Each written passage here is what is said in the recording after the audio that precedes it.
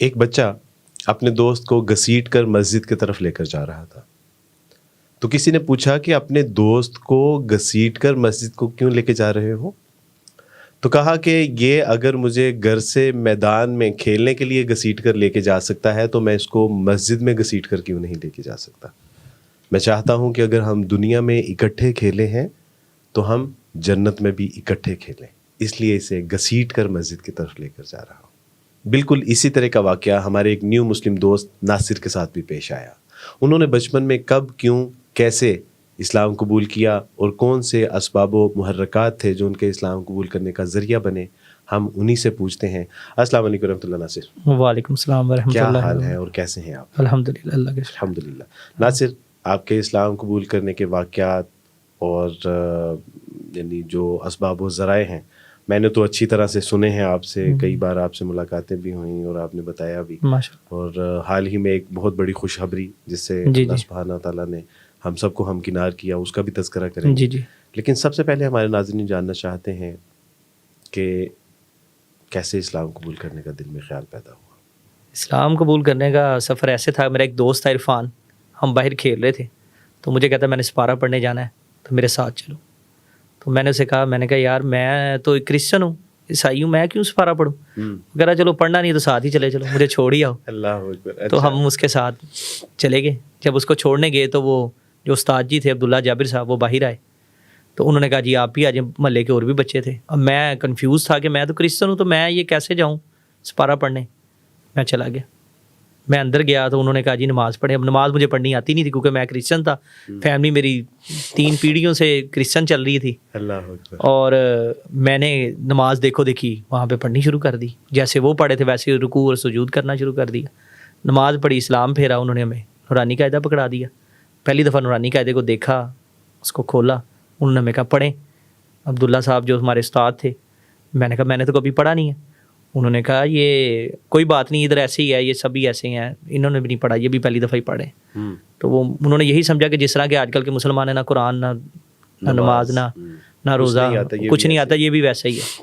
انہوں نے پڑھانا شروع کیا. میں نے پڑھا، مجھے اچھا لگا. اس کا پہلے الفاظ ہی اچھے لگے. پہلا الفاظ میرے دل میں اتر گیا اس کا کہ مجھے اتنا ایزی لگا، اتنا آسان لگا، اتنا مزیدار لگا. با زبر با، وہ مجھے بڑا اچھا لگا. میں نے کہا یہ تو عربی بڑی آسان ہے، جوڑ توڑ کرنا اس کا. عربی میں پہلے ہی اسکول میں بڑا ویک تھا، مجھے آتی نہیں تھی عربی، بالکل پڑھنی بھی نہیں آتی تھی، لکھنا تو بڑی دور کی بات ہے. تو انہوں نے ہمارے لیے اسپیشل کھانا شانا بھیجا، فروٹس وغیرہ بھیجے کہ بچے آئے ہیں، اکرام کیا کہ بچے پڑھنے ہیں، ان کو دل میں محبت پیدا ہو، جستجو پیدا ہو. یہ ان کا ایک اپنا سٹائل تھا. اور محلے میں ان کا ایک نام تھا، وقار تھا ان کا، کہ یہ لوگ بڑے اچھے ہیں. وہ واحد گھر تھا جن کے گھر ٹی وی نہیں تھا، پورے محلے میں فیمس تھے اور دین کی دعوت دیتے تھے. گھر میں ان کا بزنس تھا گرافک ڈیزائننگ کا. کیا بات ہے. تو جب انہوں نے مجھے پڑھانا شروع کیا تو ان کے بڑے بھائی کو پتہ چلا، حافظ فیصل صاحب تھے، اللہ تعالیٰ ان کے لیے آسانیاں پیدا کرے، ان کے رزق میں اضافہ کرے. ان کو جب پتہ چلا کہ یہ اس طرح یہ بچہ محلے میں رہتا ہے اور کرسچن ہے پورے محلے میں، کیونکہ فیمس گھر تھا ہمارا، پورے محلے میں ساری مسلم کمیونٹی تھی، واحد ایک گھر تھا ہمارا کرسچنوں کا. ہم 1974 سے وہاں پہ رہ رہے ہیں ساندے میں. تو ان کو پتہ چلا تو وہ تھوڑے سے کنفیوز ہو گئے کہ یار یہ بچہ آ رہے ہو تو آپ کے گھر والے اعتراض نہیں کریں گے. تو میں نے کہا نہیں، میں تو ابھی بتایا ہی نہیں گھر والوں کو، میں تو بس باہر کھیلتے کھیلتے آ کے پڑھنے لگ جاتا ہوں. وہ اللہ تعالیٰ نے میرے دل کے اندر محبت پیدا کر دی. آہستہ آہستہ 2-3 گھر والوں نے دیکھا کہ بھئی یہ بچہ ادھر پڑھنے جاتا ہے. تو میری امی کو کسی نے شکایت لگا دی. آپ نے اسلام نہیں قبول کیا؟ ابھی اسلام نہیں قبول کیا. میری امی کو کسی نے شکایت لگا دی کہ یہ آپ کا بچہ تو وہ فلاں کے گھر جاتا ہے، ادھر جا کے سپارہ پڑھتا ہے، یہ تو کرسچن ہے. وہ پورے محلے میں شور مچ گیا. انہوں نے کہا جی آپ پھر، میری امی دیکھنے آئی کہ کیا کرتے ہو. میں نے کہا امی جی عربی نہیں میں پڑھنی آندی تو عربی میں پڑھے. میری امی کہتی دہا عربی. میں نے قاعدہ دیکھا امی نے، امی میری تھوڑا بہت پڑھ لیتی اردو. انہوں نے دیکھا تو دیکھ کے مجھے کہتی کوئی گل نہیں. امی اوپر چلی گئی، انہوں نے خاطر تو میری عربی پڑھتا پہ نا خیر ہے. تو کچھ عرصہ گزرا تو پورے محلے میں شور مچ گیا کہ سائیاں دا منڈا مسلمان ہو گیا. اچھا. کرسچنا دا منڈا، عیسائی مذہب دا منڈا، خاندانی عیسائی، 3 پیڑھیاں تو چل دے آئے، مسلمان ہو گیا. شور مچ گیا پورے محلے میں، مبارکیں دینے لگ گئے، لوگوں میں شور مچ گیا. لیکن ابھی آپ نے اسلام قبول نہیں کیا. اچھا، ابھی اسلام قبول نہیں کیا، ابھی سپارہ پڑھا ہوا، محض افواہیں چل رہی. حافظ فیصل صاحب میرے جو استاد تھے، جو ان کے سب سے بڑے بھائی تھے، جو سب سے زیادہ دین کی تعلیم سمجھتے تھے اس وقت میں، تو انہوں نے مجھے کہا کہ آپ کلمہ کیوں نہیں پڑھ لیتے جی؟ میں کہا جی پڑھائیں کلمہ. مشہور تو آپ مشہور، ہاں مشہور تو ہو ہی گئے ہیں. میں نے کہا جی پڑھائیں کلمہ. انہوں نے کہا جاؤ وضو کر کے آؤ. وضو کر کے آیا، انہوں نے مجھے کلمہ پڑھایا، کلمے کا مطلب بتایا. اللہ انہوں نے کہا اشہد ان لا الہ الا اللہ وحدہ لا شریک لہ واشہد ان محمدًا عبدہ ورسولہ. اس کا مطلب بتایا. اسلام. ہاں جی، میں اسلام میں آ گیا. جبکہ آپ کو پتا تھا کہ عیسائی تعلیمات میں اللہ کا کیا تصور ہے، مسیح کے بارے میں، یا جو ان کی عمومی تعلیمات ہے اس کے بارے میں آپ کو کوئی آشنائی تھی؟ تو کافی حد تک تھی. عیسائیت میں یہ تھا کہ ہم اتنے کٹر تھے ہم کہ ہم ہر منگل کے منگل بارش آندھی طوفان میں ہم نے چاہے ہڑتال بھی ہو تو ہم نے کسی طرح کا طریقے ہم نے چرچ چلے جانا. تو انارکلی چرچ جاتے تھے. ساندے ہمارا گھر تھا اور انارکلی چرچ جاتے تھے. اسلام کے عقائد و نظریات کے حوالے سے بنیادی چیز آپ کو کیا اٹریکٹ کرتی؟ سب سے پہلی جو چیز مجھے اٹریکٹ کی نا اسلام کے اندر، وہ مجھے پاکی جو ہے نا یعنی بڑی اس کی تصور طہارت ہے، جو عیسائیت میں بالکل نہیں ہے. اور اکثر لوگ مجھ پہ اس بات پہ اعتراض بھی کریں گے. پچھلے دنوں ایک پنجاب یونیورسٹی کی بچی، ان کا ایک غالباً ایم فل کا مقالہ تھا، تو اس نے مجھے کہا کہ سر مجھے آپ اسلام قبول کرنے کے جو اسباب و وجوہات ہیں وہ ذرا اس کے حوالے سے رہنمائی فرما دیجیے. تو میں نے کہا کہ پورے کا پورا اسلام، یعنی اس کا کوئی بھی اسلام کا پہلو اٹھا کے دیکھ لیجئے، کسی نہ کسی دور میں، کسی نہ کسی زمانے میں، کسی نہ کسی شخص کے لیے وہ اسلام قبول کرنے کا ذریعہ ضرور بنا ہوگا. تو الحمدللہ آج آپ نے، یعنی جہاں توحید کے ضمن میں لوگ اسلام قبول کرتے ہیں، جو ایک نماز کا جو ایک تصور ہے، زکوٰۃ کا جو ایک تصور ہے، اسلام میں ریاست اور سیاست کا جو تصور ہے، تو یہ تمام وجوہات، یعنی اسلام کا ہر ایک پہلو کسی نہ کسی وقت میں کسی نہ کسی شخص کے لیے اسلام قبول کرنے کا ذریعہ بنا ہوگا. آج یہ آپ نے بتایا کہ آپ کے ذہن میں جو اسلام کا ایک خوبصورت پہلو تھا جس سے آپ بہت متاثر تھے، وہ تصور طہارت تھا. بالکل بالکل، بے شک. تو یہ سب آپ کے لیے بہت اہم چیز، بڑی اہم چیز تھی جو مجھے بہت زیادہ ڈفرینس لگا. اس کے بعد آپ نے یعنی اسلام کا بھی یقیناً آپ کے پتہ ہوگا کہ اسلام میں تصور توحید کیا ہے، رسالت کیا ہے، تو اس کو کمپیریٹیو کر کے آپ کے لیے فیصلہ کرنا آسان تھا؟ جبکہ بہت ہی آسان ہو گیا. جب اللہ ہدایت دینا چاہتا ہے تو وہ فیصلے آسان کر دیتا ہے اور آسانیاں پیدا کر دیتا ہے. بہت اہم بات. اور اللہ نے میرے لیے اتنی آسانی پیدا کی کہ مجھے بالکل واضح کالے اور سفید میں فرق پتہ چل گیا. یہ کالا اور یہ سفید، الحمدللہ، جو بڑا بالکل واضح، کوئی دوسری بات ہی نہیں تھی اس میں اندر کہ ایسی کو یہ کہا جائے کہ یار اس میں کسی سے مشورہ کیا جائے. مجھے مشورہ کرنے کی ضرورت نہیں. قرآن مجید کہتا ہے فَمَن يُرِدِ اللَّهُ أَن يَهْدِيَهُ يَشْرَحْ صَدْرَهُ لِلْإِسْلَامِ، کہ جس کے لیے اللہ سبحانہ تعالیٰ اسلام کا فیصلہ فرما دیتے ہیں، اس کا سینہ کشادہ کر دیتے ہیں، اور پھر اس کے لیے سیاہ اور سفید میں فرق کرنا بڑی مشکل ہے. اور میرے استاد جی کہتے ہوتے تھے کہ اللہ تعالیٰ جب کسی کے ساتھ بھلائی کرنا چاہتا ہے نا، اس کو صرف ہدایت دیتا ہے. اور اسلام کی نعمت اللہ تعالیٰ نے مجھے عطا فرمائی. نہ صرف اسلام قبول کر لیا، اسلام قبول کرنے کے بعد مجھے پتہ ہے کہ ایک مشکل مرحلے کا آغاز ہونے والا ہے، اور اس کو کیسے فیس کیا آپ نے؟ جب اسلام قبول کیا تو والد صاحب بے شک پیرالائز تھے، فالج کے مریض تھے اور چارپائی پہ تھے. تھوڑا سا انہوں نے بھی غصے کا اظہار کیا. والدہ میری بس کبھی غصہ کر جاتی تھی، کبھی ٹھنڈی ہو جاتی تھی. بہنیں تھیں، انہوں نے بھی کہا یہ کیا تم نے کر لیا، ہم تو 3 پیڑھیوں سے کرسچن چلتے آ رہے ہیں، بلکہ 4 پیڑھیوں سے کہہ لیں، خاندانی کرسچن ہے، تم نے مسلمان ہو کے یہ کیا نیا ایک عجیب سا ہی شوشہ چھوڑ دیا. ہاں جی، چھوڑ دیا. خاندان میں ہمارے ملنا چھوڑ دیں گے، میں یہ ہو جائے گا، وہ ہو جائے گا. میں نے کہا کچھ نہیں ہوتا. مجھے اسلام کی دین اللہ تعالیٰ نے ہدایت عطا فرما دی ہے، سمجھ عطا فرما دی ہے، تو اب میں اس سے پیچھے ہٹنا میرے لیے مشکل ہے. الحمدللہ. تو گھر سے نکالا نہیں گیا، لیکن گھر میں رہ کے بڑی پرابلم فیس کرنی پڑی کیونکہ چھوٹا تھا. تو گھر سے نکالنا اکلوتا تھا تو شاید اس لیے بچ گیا، نہیں تو اگر اکلوتا نہ ہوتا تو شاید گھر سے بھی نکال دیا جاتا. لیکن اصل میں اپنے تصورات میں یہ سوچ رہا ہوں کہ جب 12 سال کی عمر میں کسی بچے نے اسلام قبول کیا ہوگا، 12.5-13 سال کی عمر تک پہنچا ہوگا، اور اس کو جب اسلام کے لیے تانے ملتے ہوں گے تو اس کے اوپر کیا بیتتی ہوگی؟ تانے تو جو ہیں وہ تو اسلام کے جو تانے ہیں نا، وہ ہوتے تو بڑے مشکل سے ہیں، بڑے سخت ہوتے ہیں. لیکن جب دین کی سمجھ اللہ تعالیٰ فرما دیتا ہے نا، پھر وہ تانے اتنے برے نہیں لگتے، وہ برداشت ہو جاتے ہیں. ویسے تانے چاہے آپ کو کوئی کہہ دے، دوست کوئی بات ایسی کر دے آپ کی ذات کے اوپر، تو وہ آپ سے چاہے مہینہ آپ سے دل سے نہ نکلے. لیکن جو اسلام کا تانا نا، وہ مجھے نہیں لگا کہ میں نہیں سمجھتا کہ وہ مجھے تانا لگا وقتی طور پہ چند سیکنڈ کے لیے، منٹ بھی بڑی دور ہے. تو بعد میں جب لیکن اللہ نے ہدایت دے دی ہوئی تھی، اللہ نے شعور دے دیا تھا چھوٹی عمر میں اسلام قبول کرنے سے، تو اللہ نے مجھے یہ بڑی طاقت عطا فرمائی کہ میں اتنے تانے سننے کے باوجود، اتنی باتیں سننے کے باوجود لوگوں کی، بلکہ بعض لوگوں نے تو کئی عجیب باتیں بھی کی جو میں نہیں بتا سکتا اسلام قبول کرنے پہ، لیکن مجھے اس پر کوئی اثر ہوا نہیں. اگر اثر ہوا ہوتا تو آج میں دار اسلام سے باہر ہوتا. میں اگر آپ کی اس کیفیت کو ایک شعر میں عرض کرنا چاہوں تو وہ یہ ہے کہ للہ سن سن گالیاں لگتی ہیں اب شہنائیاں، تم کیا جانو راہ حق میں لذت رسوائیاں. تو یقیناً آپ نے بڑی خوبصورت بات کی کہ جب اللہ سبحانہ تعالیٰ کے دین کا فہم ہوتا ہے، اللہ اور اس کے رسول صلی اللہ علیہ وسلم سے محبت ہوتی ہے، تو پھر یہ تانے نہیں، پھر تو یہ اجر و ثواب کی ایک جو ہے نا وہ ایسے لگتا ہے کہ جیسے اجر و ثواب کی بارش ہو. اصل میں جب انسان اسلام پہ ڈٹ جاتا ہے نا اور اس کو ہدایت اللہ دے دیتا ہے اور وہ سمجھ جاتا ہے کہ یہی راستہ ٹھیک ہے، تو دنیا چاہے جو مرضی کرے اس کو میٹر نہیں کرتی. میں نے یہ چیز نوٹ کی ہے. آپ نے اسلامی تعلیمات حاصل کی، اسلامی تعلیمات کے ساتھ ساتھ اپنی عصری تعلیم کو بھی مکمل کیا، اس کے بعد جاب کہاں سے سٹارٹ کی آپ نے؟ جو میری جو فرسٹ جاب تھی وہ بینکنگ سے سٹارٹ ہوئی تھی. میں بینک میں جاب کرتا تھا. تو بینکنگ جاب جو تھی وہ میرے والد صاحب کی خواہش تھی، میری والدہ کی. لیکن مجھے کسی ایک دوست تھا میرا، حکیم عثمان اس کا نام ہے، عثمان غنی، میرا بڑا اچھا دوست ہے. اس نے مجھے بس صرف اتنا ہنٹ دیا کہ یار یہ تمہارے استادوں نے بتایا نہیں ہے کہ یہ جاب حرام ہے. بس وہ اس نے مجھے بات ایک دفعہ کہہ دی، وہ میرے دل کے اندر اتر گئی. اور وہ حرام نہ بھی ہو لیکن مشتبہ ہے. ہاں جی مشتبہ، ہاں جی ہاں کہہ لیں آپ کہ وہ مطلب اس کو اچھا نہیں سمجھا جاتا. سخت الفاظ میں، ہاں جی انہوں نے ذرا سخت الفاظ میں کہا کہ یہ جاب تم کر رہے ہو یہ تمہارے لیے مناسب نہیں ہے، اس میں برکت نہیں. اور واقعی اس جاب میں برکت نہیں تھی. جو کمائی آتی تھی وہ مجھے اللہ کی رضا کے لیے کچھ ایسا بہانہ ملا، وہ بہانے سے میں نے جاب کو چھوڑا. اب کیا کرتے ہیں؟ اب میں پنجاب سروس ٹرائبونل کورٹ ہے ایک ہماری سرکاری ملازمین کی، وہاں پہ جاب کر رہا ہوں. آپ کی ازدواجی زندگی کے بارے میں، اسلام قبول کر لیا، پڑھ لیا، آپ برسر روزگار ہو گئے، اور الحمدللہ آپ نے دعوت و تبلیغ کا کام بھی کیا، کچھ احباب آپ کے ذریعے سے مسلمان بھی ہوئے. اس پہ ہم بعد میں بات کریں گے، لیکن اس سے پہلے میں آپ کی ازدواجی زندگی کے بارے میں جاننا چاہتا ہوں کہ اس کا کیا بنا.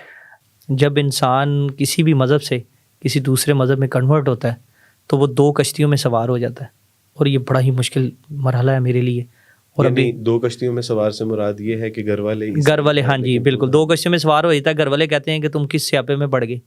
ایک تو تم نے اتنا بڑا قدم اٹھایا، اسلام قبول کیا، اپنے مذہب پرانے کو چھوڑا اور نئے مذہب پہ گئے، اور نئے مذہب والے تمہیں ایکسیپٹ نہیں کر رہے. کس لحاظ سے ایکسیپٹ نہیں کر رہے؟ کہ رشتہ نہیں دیتے، شادی نہیں ہو رہی، بڑے مسئلے مسائل بن گئے. ہم نے سمجھا کہ جاب لگ جائے گی. آپ کی تعلیم پسند نہیں، آپ کا چہرہ، آپ کا دین، آپ کا ایمان کیا پسند ہے؟ سب کچھ پسند تھا. کہتے اس جیسا بچہ محلے میں ہے ہی کوئی نہیں.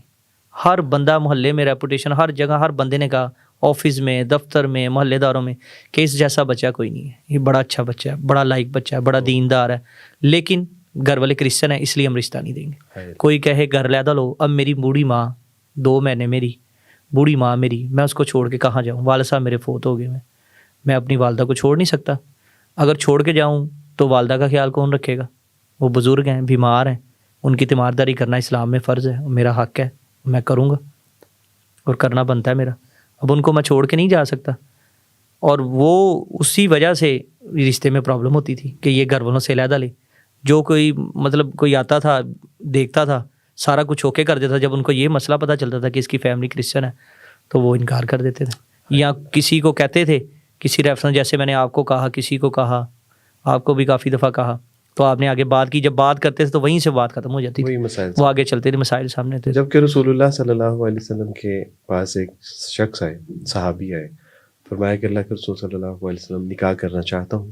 آپ نے ایک رکا لکھ کے دیا اور کہا کہ فلاں کے گھر چلے جاؤ. ان کے والدین سے جب ملے تو کہا کہ میں اللہ کے رسول صلی اللہ علیہ وسلم کی اجازت سے آپ کے یہاں حاضر ہوا ہوں اور آپ کی بیٹی سے نکاح کرنا چاہتا ہوں. تو انہوں نے دیکھا کہ یہ تو حبشی ہیں، اسلام قبول کیا ہے، اور بڑے پاؤں، موٹے ہونٹ، کالی رنگت، اونچا لمبا قد. تو کہا کہ آپ نے یہ کیسے فیصلہ کر لیا کہ آپ ہماری بیٹی سے شادی کریں گے؟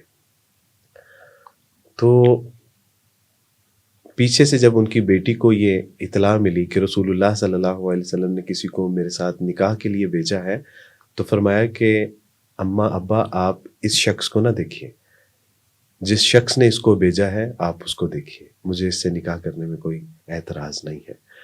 تو اللہ سبحانہ تعالیٰ کے یہاں یہ ہمارے درجات کی بلندی کا ایک ذریعہ ہے. یقیناً اللہ نے اگر ہمیں پیدا کیا ہے، مسلمان بنایا ہے، تو ہمارے لیے کسی مسلمان کو پیدا بھی کیا ہوگا. بے شک اللہ کے یہاں دیر ہے لیکن اندھیر نہیں ہے. انشاءاللہ آپ کو کوئی بہت اچھا انشاءاللہ نیک صالح رشتہ میسر آنے والا ہے. انشاءاللہ مجھے اللہ کے یہاں بہت انشاءاللہ. امید ہے کہ انشاءاللہ یہ ہوگا. ناصر، ماضی میں کوئی ایسا واقعہ کہ جس کے سبب آپ کو یہ محسوس ہوا ہو کہ کاش میرے ماں باپ بہن بھائی بھی مسلمان ہوتے تو میرے ساتھ اس طرح سے شفقت محبت احسار کرتے جس طرح کے دوسرے لوگوں کے ساتھ کیا جاتا ہے؟ کوئی زندگی میں ایسا واقعہ بھی رونما ہوا؟ جب میں مسلمان ہوا اور اعتکاف پہ بیٹھا تو مجھے نہیں پتا تھا کہ اعتکاف کی کتنی اہمیت ہے، کتنا رتبہ ہے اور کیا پروٹوکول ملتا ہے مسلمان جب ایک بچہ اعتکاف پہ بیٹھتا ہے یا کوئی بھی اعتکاف پہ بیٹھتا ہے. تو میں جب اعتکاف پہ بیٹھا، جب میں اٹھا تو جس دن اعلان ہوا کہ صبح عید ہے، تو میرے دوست تھا اور بھی ساتھی تھے. کسی کے لیے کاٹن کا سوٹ آ رہا ہے، کسی کے لیے جوتی آ رہی ہے، کسی کے لیے نئے کپڑے آ رہے ہیں، کسی کے لیے کچھ آ رہا ہے، کسی کو ہار آ رہے ہیں، کسی کی تصویریں اتر رہی ہیں، کسی کے لیے کچھ ہو رہا ہے، کسی کے لیے کچھ ہو رہا ہے. مجھے کوئی نہیں بلا رہا. وہ بات میرے دل کے اندر لگی اور میں گھر والوں کو کچھ کہہ بھی نہیں سکتا تھا کیونکہ ان کو بعد ساری مسجد خالی ہو چکی. ہاں جی، مغرب کے بعد ساری مسجد خالی ہو چکی. عشاء کا ٹائم قریب تھا، بالکل قریب تھا.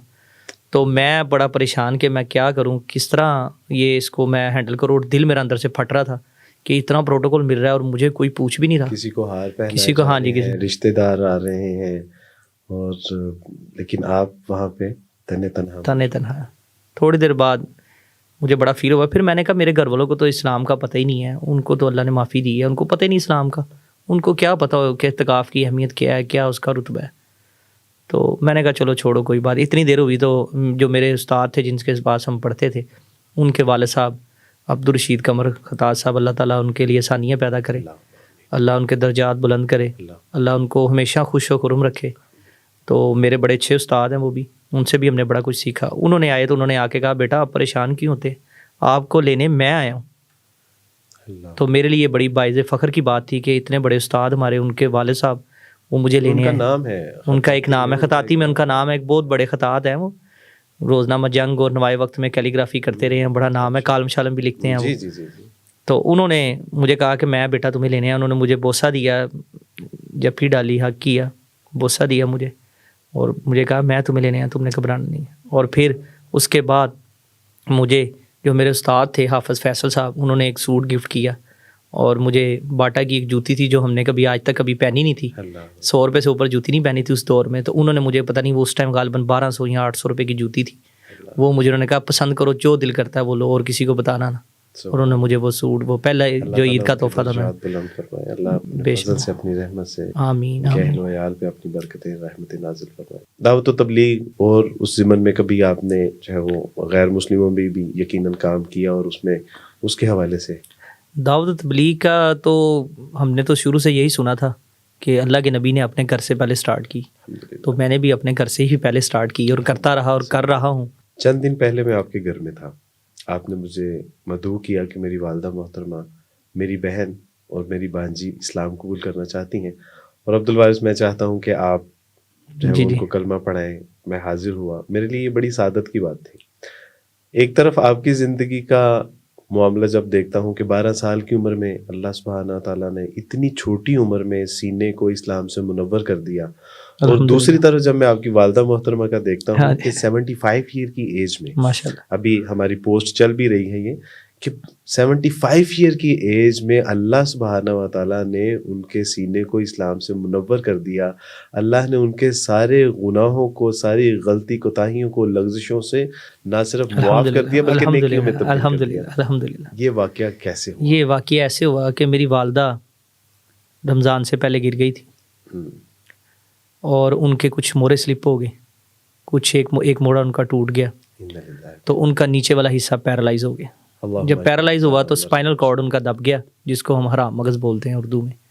حرام مغز دب گیا تو ان کی نا نیچے والا حصہ کام نہیں کرتا تھا. ان کو میں ہاسپٹل لے کے جاتا تھا، کبھی ڈاکٹر کے پاس لے کے جاتا تھا، کبھی حکیم کے پاس لے کے جاتا تھا، کبھی ہومیوپیتھ ڈاکٹر کے پاس لے کے، کبھی دم کروانے لے کے جاتا تھا، کبھی قصور لے کے جا رہا ہوں، کبھی گجرا والے لے کے جا رہا ہوں. جتنے مجھے اللہ نے وسائل دیے، جتنی میری طاقت تھی، میں جاتا تھا. کیوں کرتے تھے اتنی مشقت؟